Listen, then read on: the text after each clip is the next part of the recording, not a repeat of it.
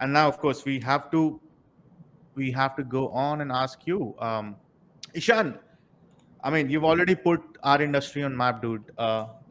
When Schirkoa as a short film was actually one of the nominated um, short films for Academy out there, and of course, I know that you are now converting it into a feature film. Um, do you want to tell me a bit about it and probably show me something? Show all the audiences out there what we are up to, you're up to. Sure, absolutely, absolutely. I will just start talking about it right away. And in order to Yeah. actually build my own worlds, I decided that I would, just create my own company. So this is something called Rats to Great Media. That the plan is to create my own original animated worlds, be it video games or short films or even animated feature films, which we are working on right now. And the idea obviously started with Schirkoa, the animated short film, but now we have at least four projects in development. Two are feature films and two are short films. And we have what we call is something I'm creating a real-time NPR pipeline. So what we are doing is non-photorealistic renders and using as much as real-time technology that we can use. To showcase that really quickly, let me show you some stills from the Schirkoa short film that I created long back. Now this is a still from the short film, and it's a moving piece. I will go into the video a little later, but the idea here is to create a blend between photorealistic CGI and hand-drawn 2D images. So what we have is a Mm-hmm. lot of camera effects like lens flares and grain and chromatic aberration and all that stuff. But the actual albedo maps, the actual diffuse maps in the films are really simple. There is no shader, a lot of shader connections going on here. It's very simple, and a lot of work is going on in the post processing. So that was the time of uh, Maya paint effects. When in Maya 2012, 2013, we used to have these paint effects in which you can have outlines over a lot of things, and it was just a separate pass. We didn't even have to render it separately.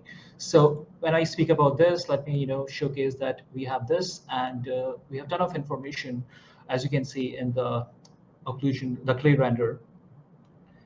And then we have the basic Maya viewport that right now looks like this. I will go into that a bit later. So that time we were not really into the Alembic pipeline. We were just talking about Mm-hmm. something.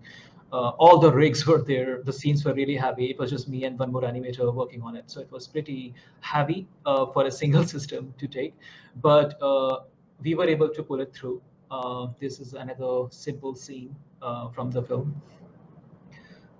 Just very simple stuff in terms of texture maps and everything, and a lot of work in playing with the volumetrics and how the volume is actually affecting the shadows and lights and stuff like that. And of course the Maya paint effects light outlines are coming into play here.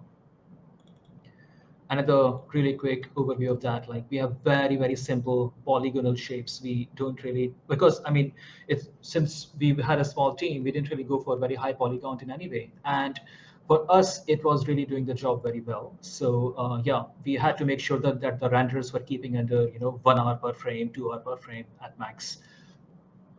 But yeah, at the end we could achieve something like this. So this is a mix, a blend of what I call a photorealistic and NPR, something between an anime and Pixar kind of thing, in which we have Mm-hmm. very simple shaders, but the end result is kind of between illustration and a painting. So from there, my quest for the photoreal CGI changed, and I did a lot of tests. These tests go back to 2012, in which I'm just testing with a lot of outlines. That how can I really make something look like an illustration when we have a sequence of images moving? Because things can look good in a single image. You can do a lot of cheating in Photoshop or After Effects. But when things actually start moving, then only, So here, what you will see is a lot of scribbles happening as if it was drawn by somebody. Mm-hmm. Here we have the scribbles actually sticking to the body of the person. So that's a separate test. And I think that works better, because if you have a lot of squiggly lines around the characters or environments, then after a while, it becomes kind of distracting. So that quest led me to this place where I came with my pipeline. So I will just show you real quick.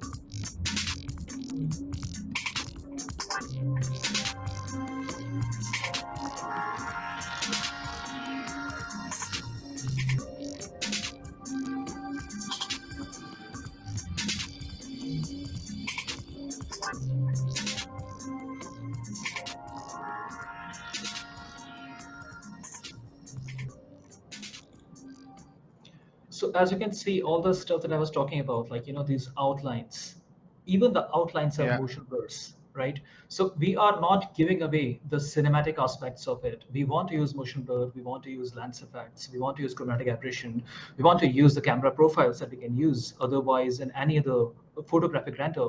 But at the end, we just mix our passes really creatively, so that at the end we play with the volumetric enough and we end up something which is photoreal, and then we turn it into something which is a blend of the two worlds. And this is Hmm. also to make sure that whatever we keep doing in the future, whatever films we keep doing, even the kind of games we make, they belong to a similar aesthetic. That was the idea. Hmm.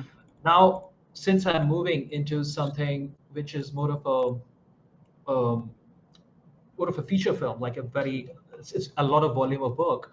I'm testing a lot of stuff in other aspects, not just in terms of the CGI, but also in terms of the colors and stuff. So here Uh-huh. are a couple of very quick tests. So this is an image which I tested for the upcoming feature film. And here, what we are doing is we are simply playing with the vibrancy of the overall image. There is no trick in terms of how our shader connections are going or how we are doing stuff in After Effects. It's really all about Hmm. colors. You just pull up a lot of dials in DaVinci Resolve or something, and then you end up with something which is a blend of all the worlds I've been talking about here. Right. So Gotcha. Gotcha. I feel that this is the result that we like in terms of our future works. Another example could be Hmm. this particular image, in which we are aiming for something more like a pin-up poster or an old graphic novel cover, right? And if you can have those very little details in terms of outlines and the camera grain, and even glitches, which were great in some of the sequences, I think we can have something very, very unique going on there. So this is what we see in the feature film. Yeah, this is the style we are after. I'll come to that. This is something which was in the middle, like, a couple of years back. We are still Ah, I see. developing the Okay. styles Okay. as we speak. And this was Got it. something in the middle in which we kept doing a lot of Hmm. tasks and stuff. Got it. Got it.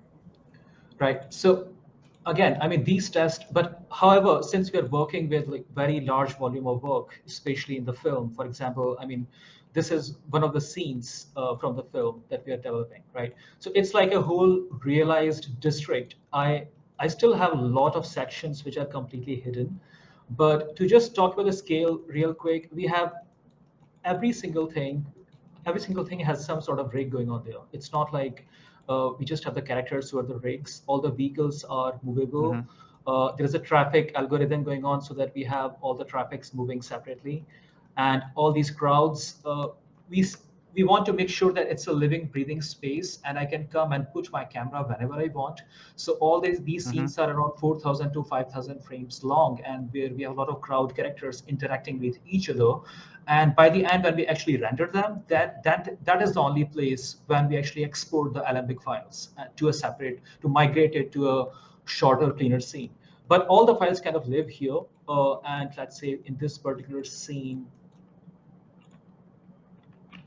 this is where our action is actually taking place. Okay, these two characters are speaking to each other. And once we have all the cameras ready, once we think the scene looks fine from all angles, we export the Alembics and separate it randomly, and render it separately. So it becomes pretty expensive to do these tests while you are at it, because we have to wear many hats here. So what I'm doing right now is I'm doing simpler tests. Okay, so these tests are completely separate from our film, and this is something which I do in my spare time. So this is a far more painterly render compared to my previous one, in which you actually start to see the edge bleeding as you see it here. It's not just the albedo maps which are playing a game here. It's also the post-process effects which are actually making the edge look like it was made during an oil painting or something. So these kind of scenes are very, very simple. You just have a box and you can start to play with the values, and that's it, you're done.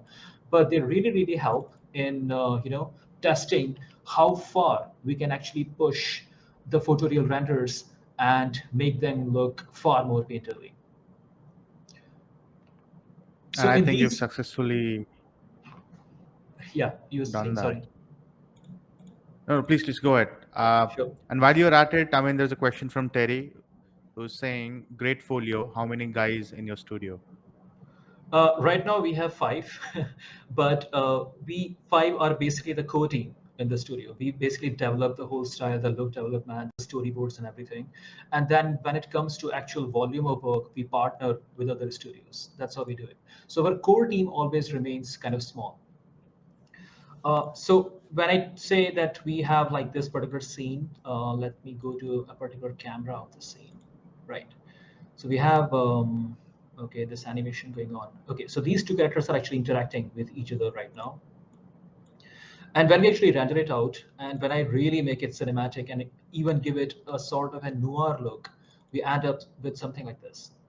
This is where we are at in terms of how far we can actually push it, Mm-hmm. how Very cool. cinematic it can get, not just photoreal, but something which we can not just call animation, but cinema in general. So that is where we Absolutely. are aiming at in terms of how we want to make this feature film. And this is again a more colored render from the blue district I just showed you from the Maya viewport. And I think we have kind of nailed all the aspects we wanted to nail in terms of even the rim lights, the shaders, which are creating those fake rim lights and everything. I think it's coming well. So yeah, I mean, hopefully you will start to see some teasers from the feature film very soon. Well, So that's yeah, cool. that's about it. Th- that's about it. I mean, that's everything. That's a lot of stuff right there. So cool. I think Chan, people are intrigued by this, and I think we'll have questions for you through and through. So whenever we can take it, we can take Absolutely. these That's questions, yeah, yeah. right? And it is smashing job done, man. Like I said, you've put us on the map, like on the CGI, at least the cinematic CGI front, absolutely out there, which is absolutely amazing. Now I think it's time to move on to the next panel, and I'll see if we have more questions for you here, but not really. Uh-huh. So you have a question, Ishan. Can you from Neil, which is, can you put more light, Ishan, on how that edge bleeding NPR effect was created? Are those made up with the help of complex shader setup? If you can briefly want to take this up. It's not exactly that complex because we have more of a real-time pipeline right now where we are also integrating some of the game engines. So in game engines, you have something like a post-process effect that comes into play. So when you're trying to bleed the edges in a typical ray tracing renderer or even an unbiased renderer, you do get all those effects, but you have to create separate passes, which really increases the time on your side. So you can have separate passes, but since we are a small team and we want to make sure that we just want to create beautiful images in as less passes as possible, we integrate some of the game engine stuff in our pipeline so that we have what you call as the camera effects or the post-process materials, something like that. And that way we can really stick stuff onto the meshes, and even when you move the camera, they still stick to it and they do not become squiggly, as if you were doing the post-process effects in After Effects or other composing softwares, the whole thing becomes squiggly, which is very distracting. But it could be a very long discussion, so I'll end Correct. it here.